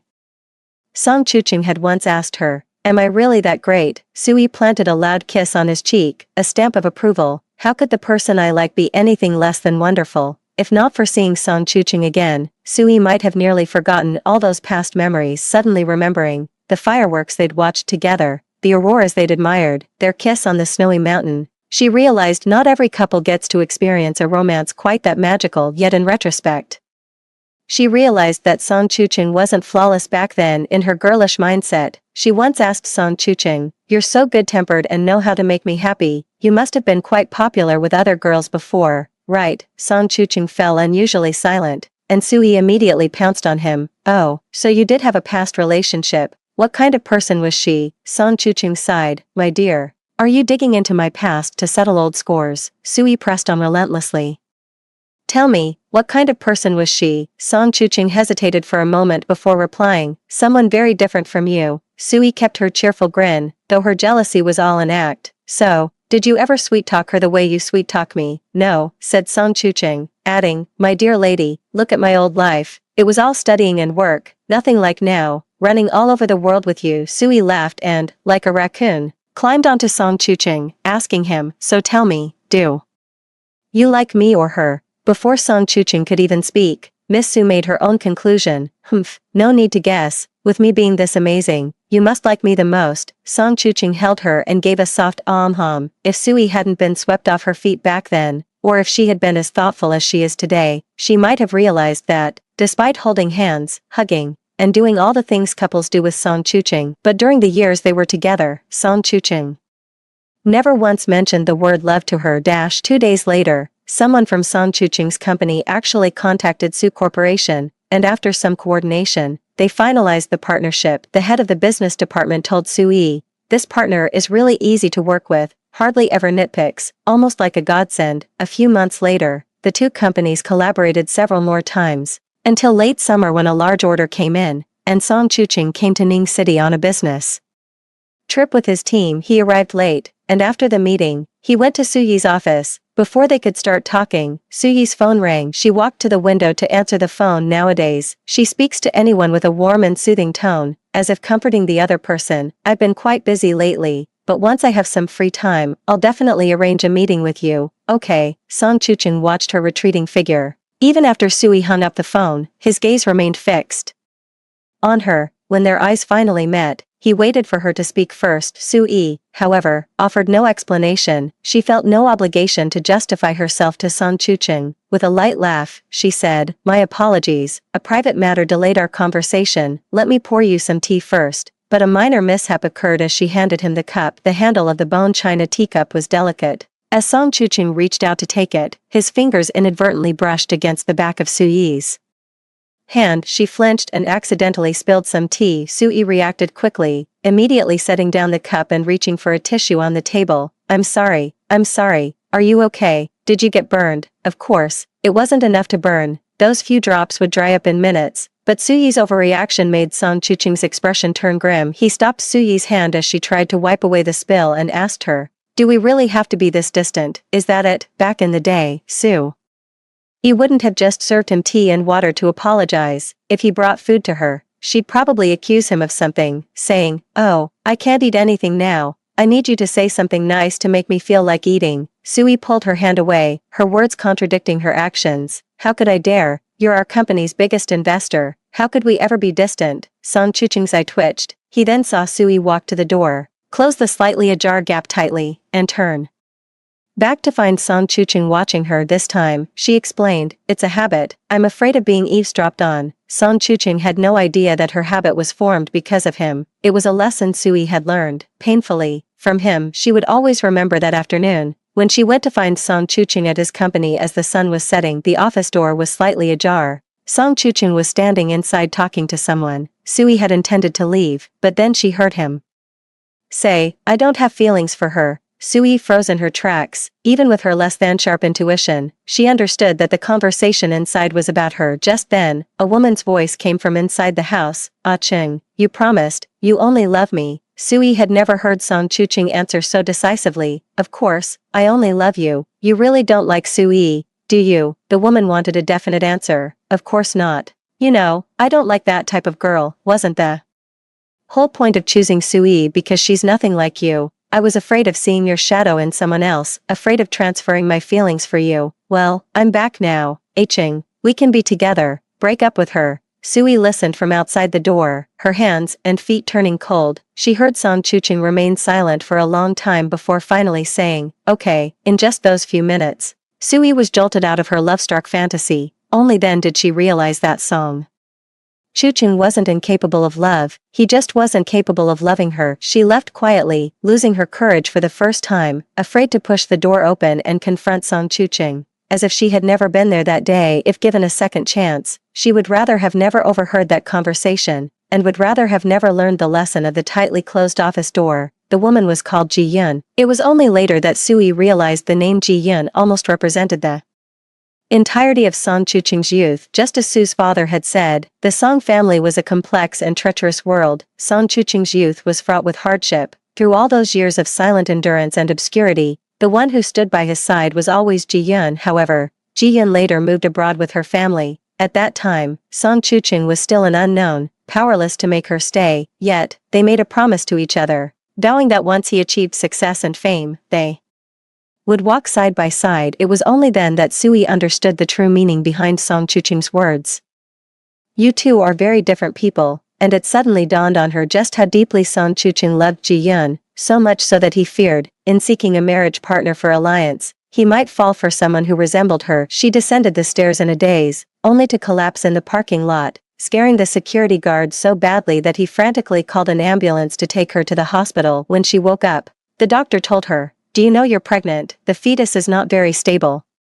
Sui closed her eyes heavily, unwilling to face the white ceiling in the room filled with the smell of disinfectant, and said, "I know." After a long while, tears seeped from the corner of her eye, wetting the pillow, and she said, "Please schedule a surgery for me. I won't be keeping the baby." The surgery wasn't particularly painful. Before the procedure, she had a call with Song Chuching and asked him what he was doing. Song Chuching seemed very busy. Ever since Ji Yun returned to the country, he hadn't contacted Sui for several days, almost as if he was avoiding her. Getting ready for a meeting, he said. Sui paused for a moment, then spoke as she usually would, "Haven't you missed me?" There was silence on Song Chuching's end for a few seconds. He first called her name, his tone carrying an unprecedented hesitation and gravity. "Sui, what's up?" He paused for another few seconds before saying, "Once things settle down, there's something I need to talk to you about." Sui agreed, hung up the phone, and then entered the operating room. The intravenous anesthetic flowed into her bloodstream, sending her into a deep, heavy sleep. No matter how strong the anesthetic, one will eventually wake up. Just as absurd false love will one day face the truth, the innocence nurtured in a life of indulgence will inevitably be brutally shattered. After the surgery, Sui had no time to dwell on her physical pain, nor did she have the chance to grieve over Song Chuching. Again, she got out of bed before finishing her four and heard that a project in her company was facing a cash flow issue, causing panic throughout the company. About half a month later, Song Chuching asked her to meet. It was at a coffee shop that Sui particularly liked. Song Chuching looked at her pale face, comforted her a bit, and said, "You don't need to worry too much." He stared at Sui's face for a long time, then turned his head away, unwilling to meet her gaze, and finally said what he truly meant, "Sui, let's break up." The breakup seemed to be something expected. After hearing Song Chuching's words, Sui did not react as he had anticipated. She neither accused nor condemned him, nor did she suddenly become furious or sad. She was more rational than ever. Taking a small sip of coffee, she asked Song Chuching softly, "You've made up your mind, haven't you?" In fact, there were many more questions she wanted to ask, like how he could have been so insincere for so many years.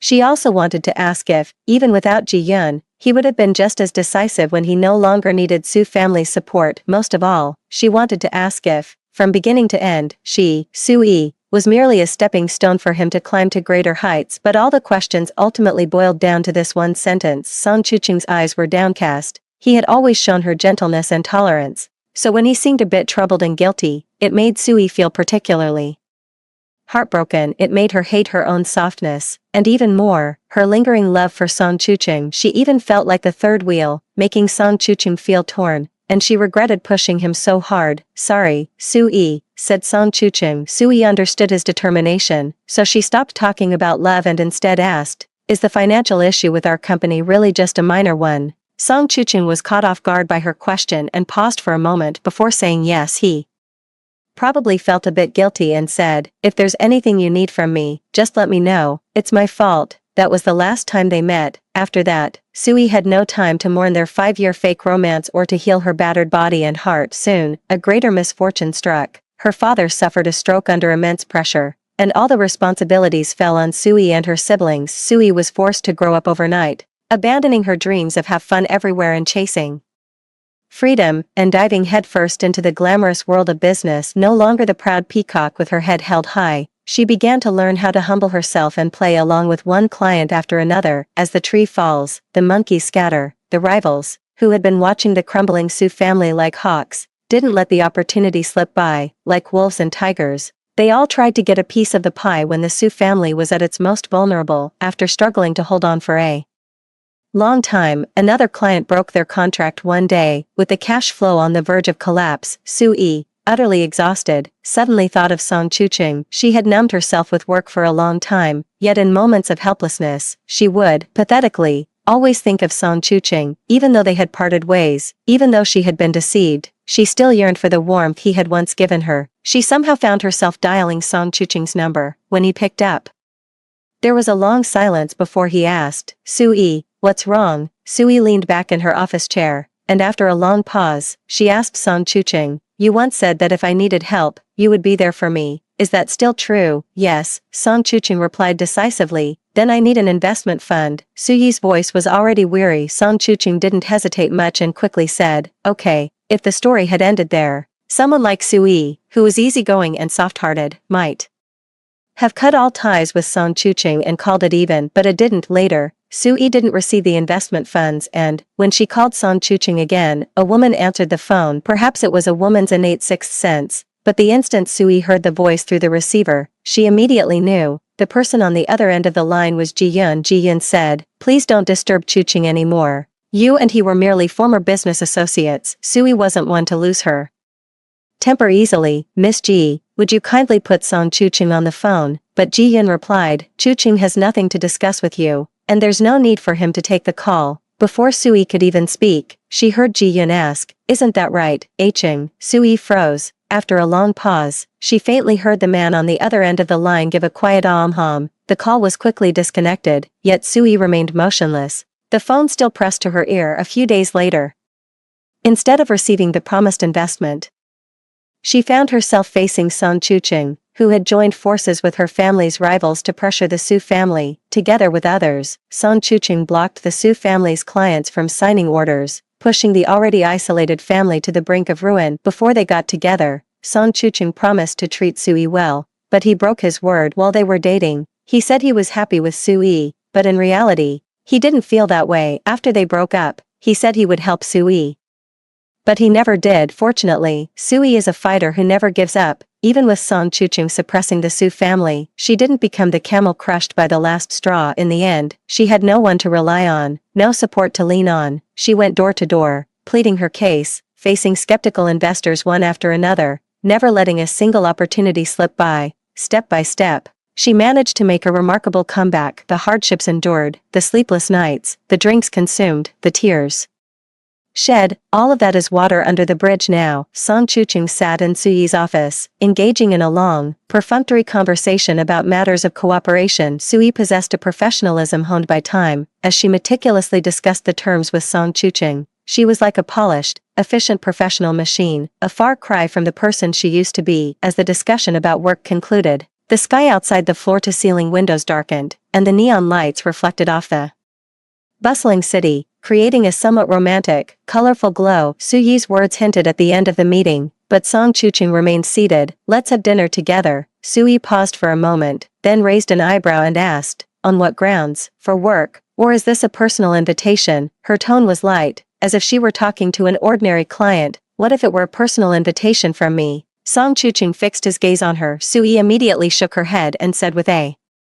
light laugh, "Then I'm afraid I'm busy, but you'd have time if it were for work." Sui gave him a fleeting glance. After a couple of seconds, a smile did indeed reappear on her face. "That depends. There's a commercial plot of land going up for auction soon. Would President Song be interested in a potential collaboration?" Her words were loaded with implication. The whole speech reeked of calculation. Song Chuching stared at her intently, feeling that despite their physical proximity, the Sue before him now seemed veiled by a thick, impenetrable mist, but he was a businessman who knew how to weigh pros and cons, and he knew exactly what he wanted most, so he merely furrowed his brow and asked, "If I agree to consider it, will you have dinner with me?" The meal was at a famous private kitchen restaurant downstairs from the company. Sui was very quiet throughout. The small private room filled with little more than the faint clinking of bowls and chopsticks. After dinner, Song Chuching insisted on seeing Sui home, his tone brooking no argument, perhaps worn out from a full day of meetings. Sui didn't refuse him this time as she had during their last encounter. She did, however, pause for a moment before getting into the car. Given Song Chuching's wealth,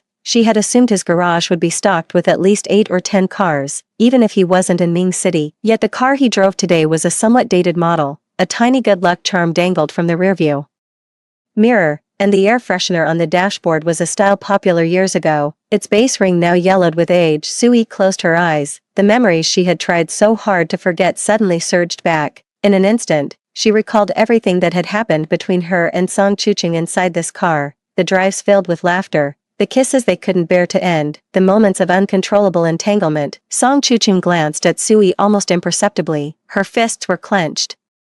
Yet shortly after the car started moving, she couldn't help but speak up. "Mr. Song, you should consider getting a new car," Song Chuching countered. "Why? It's too old, it doesn't suit you." Song Chuching remained silent for a long time, but like Sui, his words carried hidden meanings, his voice low. "I once thought it wasn't right, but later found out it was the best." He glanced at Sui through the rearview mirror and saw her turn her face away, staring out the window in silence, as if she had a bitter smile tugging at the corner of her mouth, or perhaps no expression at all. When they got out of the car, Sui didn't even bother with polite words, just said goodbye and quickly opened the door, stepping out as if she couldn't bear to stay in the car for another second. Song Chuching followed her out of the car and rushed into the elevator after her, grabbing her forearm in one swift motion. Sui looked up at him. "What do you mean, Mr. Song?" Song Chuching held her hand tightly and said, "Let's talk." Sui stared at Song Chuching for a long time, until the elevator stopped at her apartment floor. She seemed on the verge of getting angry, but then she let out a soft chuckle and said, word by word, "I already told you before, if it's personal, there's nothing to discuss between us." She tried to pull her hand away but couldn't. In the struggle, a small section of her delicate, fair arm was exposed,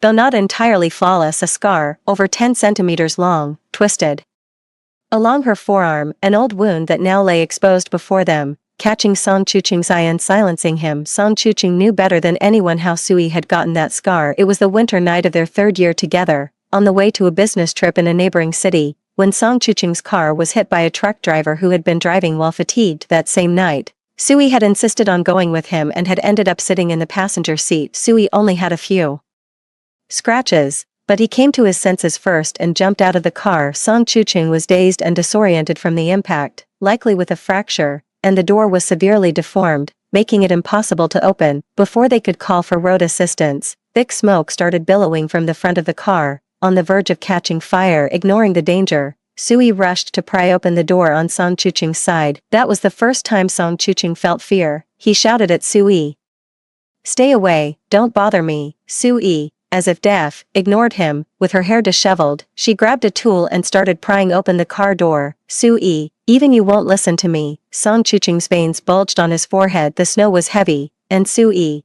outside in the sub-zero temperatures, was wearing only a thin coat. She was so slender, yet somehow found a surge of incredible strength. Against all odds, she managed to pry the car door open and haul Song Chuching out, dragging him with sheer force. It had only been a minute or two after she pulled him free when the car burst into flames. In the end, it was burned down to a charred metal skeleton. Song Chuching's eyes were bloodshot. Ignoring the agony of his broken bones, he was nothing like his usual, accommodating self around Sui. His voice, rare in its fury, lashed out at her. "Do you have any idea how dangerous that was? If that car had ignited just 1 second earlier, the explosion would have killed you too. Are you out of your mind?" Sui shook her head repeatedly, utterly exhausted and her voice hoarse. She said bluntly, "No, I can't do it. I can't live without you." Song Chuching was momentarily speechless, his anger and lingering fear all melted into a wave of bitter sorrow. Before the ambulance arrived, He pulled Sui into his arms. Song Chuching held her with immense force, his arms like steel bands, gripping her so tightly it was as if he wanted to press her into his very bones and blood. Even Song Chuching hadn't realized that his own face was wet with tears. "Are you an idiot?" he asked Sui. However, smiled and said, "Not at all, I think it was worth it. Doesn't this count as sharing life and death?" It wasn't until they were in the ambulance, under the bright interior lights, that they noticed the long, deep gash on Suyi's forearm from the sheet metal. The wound was severe and ultimately required 20 stitches. She didn't even flinch in pain, pointing proudly at the stitched-up wound as she said to Song Chuching, "Look, this is the proof of a warrior of love." Song Chuching felt a mix of amusement, helplessness, and irritation. "Proof? This is a lesson from your reckless adventure. Didn't the doctor say you'll need skin rejuvenation to fix it later?" "I won't fix it," she said. "Once the stitches are removed, I'll get our names tattooed on it, linking us together." After the car accident, Song Chuching got a new car, while Sui, an atheist, went and got a safety talisman for safe travels. Sui was a woman of her word. When she said she would do something, she followed through. Yet, in the end, she never got around to getting that tattoo, for reasons unknown. She also left that unsightly scar untouched. That scar was proof they had once been together. Now, it lay between Song Chuching and Sui, a stark dividing line separating their past from their present. Both Song Chuching and Suyi's gazes lingered on it. In that fleeting moment, a pain shot from Song Chuching's heart to his eyes, leaving him momentarily dazed. Sui let out a faint, dismissive "ha," pulled her hand away, and turned to leave. Song Chuching snapped back to his senses in an instant, his hand shooting out to clamp back down on her shoulder. Pain flickered in his eyes as he pleaded, "Don't go, Sui, please don't go." Sui looked up, coldly staring at him for a long time, and finally asked, "Song Chuching, what exactly do you want to do?" He knew his wish was unrealistic, but he also knew that if he didn't say it now, there might never be another chance. "Can we start over?" Sui fell completely silent, his expression incredulous. "What are you talking about?" Before Song Chuching could speak, his tone turned self-deprecating and slightly mocking. "Don't joke like that. I gave up on emotions years ago." Song Chuching didn't want to let her go. Now, even getting close to her felt like a luxury. "I'm not joking. Ae, what can I do to earn your forgiveness?" "I'll do anything." Sui looked straight at him, her face devoid of even the initial polite smiles, leaving only the piercing coldness in her eyes. "Song Chuching, don't say such things. You know very well that your words no longer hold any credibility with me." Perhaps it was the heavy night dew, or maybe she was just too exhausted, but she finally showed some emotion, revealing that she was in pain too. "I once asked you, could you not leave?" Song Chuching was rendered speechless and finally pushed away by her forcefully. Sui strode forward, not allowing Song Chuching to follow. Standing a few meters behind her, he suddenly asked, "How can I make it up to you? Buy that plot of land, complete that project. Can you give me a chance?" Sui suddenly stopped in her tracks. After a long pause, she said, "Maybe." When the land auction began, Song Chuching and Sui were seated next to each other. The auctioneer announced the opening bid. Instead of immediately raising his paddle, Song Chuching turned to Sui and asked, "If I win this bid, will you forgive me a little?" Sui remained silent. Without pressing her further, Song Chuching placed a higher bid and entered the fray. As the bids climbed higher and higher, the casual onlookers gradually dropped out, leaving only 2 or 3 serious contenders to raise their paddles in turn. Song Chuching was determined. In the end, only one other bidder remained to compete with him. His opponent seemed supremely confident about securing the land, matching Song Chuching's every bid without hesitation. The opposing bid was substantial. The auctioneer on the podium asked, 950 million on the table. Mr. Song, do you wish to raise?" Song Chuching wasn't in a hurry. He turned to Sui, seeking her opinion with his eyes. Sui didn't look at him, only gently reminded him, "If we raise the price again, the profit margin will be very small." 950 million yuan. Once, the auctioneer called out, "What do you think? You still want me to bid for it, right?" Sui avoided his gaze. After a moment's silence and a hint of hesitation, she said yes. 950 million, going twice. Sitting beside Sui after all these years, Song Chuching could still hear the pounding of his own heart. He remembered Ji Yun asking him point blank years ago, "Do you feel guilty toward her? Or have you already fallen for her?" He quickly retorted, "I didn't." It was clear that Ji Yun had played a part in pushing him and Sui together, but in the end, Ji Yun herself began to feel the anxiety of fear of losing him. She threw his phone to the ground and said, "Then prove it to me. If you don't like her, you shouldn't be soft-hearted towards her. You should take your share of the Su family's pie." Song Chuching looked at the hysterical Ji Yun and finally said okay. He began to suppress the Su family, all while profiting from it. He wasn't unaware of Su Yi's desperate efforts to raise funds, yet he still went for the jugular, trying to prove to himself that he truly had no feelings for her. He didn't know if he was doing this to convince Ji Yun, or to convince himself. Even when he and Ji Yun broke up, and she smashed shards across the floor, crying, "I think you do have feelings for her in your heart," he still flatly denied it. No, impossible. He refused to believe he had actually fallen for his own lie, and he dared not admit that he had genuinely developed feelings for Su Yi. It was only later, when a business partner remarked offhandedly that Su Yi from Ning City is a real force. Even as sick as she was recently, she still managed to close several major deals. His heart skipped a beat. He tossed and turned for many nights after that, unable to resist the urge to check on her. Using some rather underhanded methods, he obtained Su Yi's medical records. He saw she had recently undergone a gastrointestinal exam, but he also discovered that, years ago, she had undergone an induced abortion procedure. Song Chuching rarely experienced intense emotions, but this feeling was something he never wanted to experience again in his life. It was as if the delayed pain suddenly struck him, making the few lines of the medical report seem obscure and incomprehensible. He kept checking the date over and over again, realizing it was exactly half a month before he and Su Yi broke up. He hesitated for a long time, until a client asked if he wanted to visit Ning City, finally giving him an excuse to return. He could no longer deceive himself and had to admit that he had long since fallen in love with Su Yi. Song Chuching raised his paddle just before the auctioneer called out the third bid.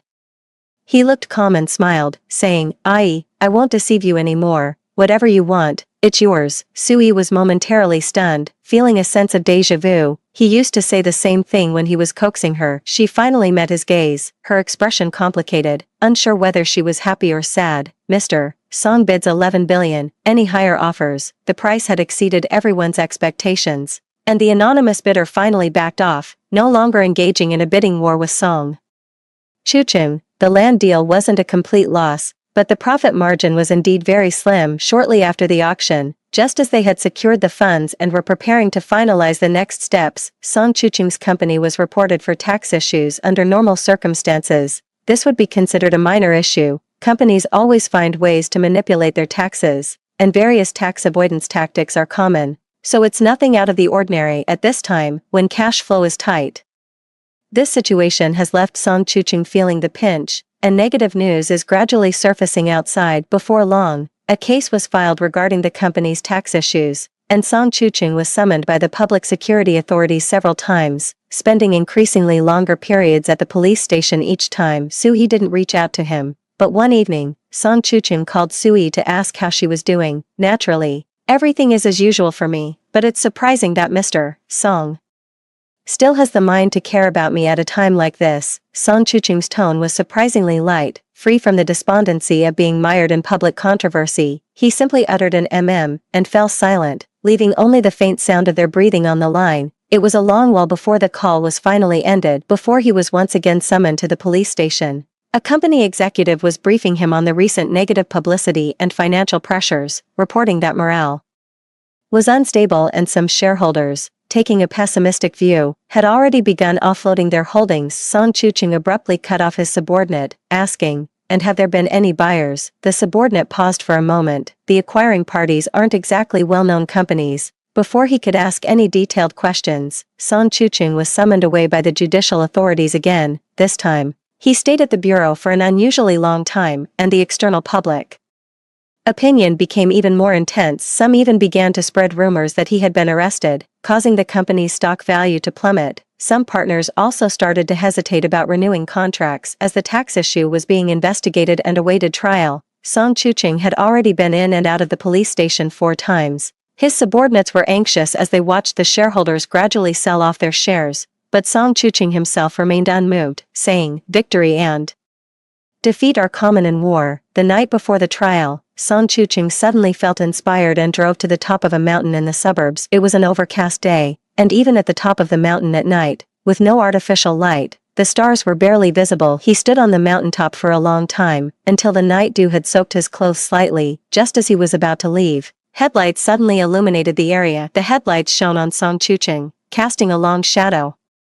The driver might have been startled, as they abruptly hit the brakes, and the tire screeched sharply in the silence. In the darkness, Sui got out of the car, standing a few meters away, and asked, "Why are you here?" Song Chucheng quietly watched her, as if through this moment, he could glimpse the past when he had confessed to Sui here years ago. "The trial is in 2 days. I thought I'd come and take a look. What's worth seeing?" Instead of answering directly, Song Chucheng asked, "What about you? Why did you come?" Sui glanced at him. "For me, this is where a huge lie began. I constantly remind myself not to forget." Song Chucheng was speechless. Sui initially tried to suppress her emotions, but after a while, she couldn't help but lash out with sarcasm. "Why are you here? The trial is about to start, and you still have the mood for this." The crisis Song Chucheng faces today bears a striking resemblance to the one the Su family encountered back then, both mired in dire financial straits. Yet, Song Chucheng wasn't as desperate as Sui had been all those years ago. He gave a faint smile and asked Sui, "Isn't this exactly what you wanted to see?" He seemed to have shed all his burdens, speaking with an air of relief. "Sui, haven't you been waiting for this day since we started working together?" Sui's expression froze, his face going blank for several seconds. After a long silence, her tone lost its sarcasm and was filled with confusion. "You knew from the beginning." Song Chucheng smiled indifferently and said, "I told you, I never lied to you. As long as you like, anything is possible." "Why?" Sui couldn't understand why someone as resourceful as him would suddenly jump into the fire willingly. Song Chucheng gazed at the endless dark clouds over the mountain peak. "The first time we came here, I had almost nothing. The beginning of everything I have is connected to you. Later, I got what I wanted, only to realize I was wrong from the start. I often think, if only I could go back to the past." Sui uttered 3 words, "Impossible." Song Chucheng seemed determined to pour out everything he had held back all at once. "You never told me back then that we were going to have a child, Sui. All these years, the thought of you lying in that operating room, it's been unbearable for me." Regret, anguish, and pain were written all over Song Chucheng's face. Sui looked straight at him, took a deep breath to steady herself, and said, "It wasn't that painful, really."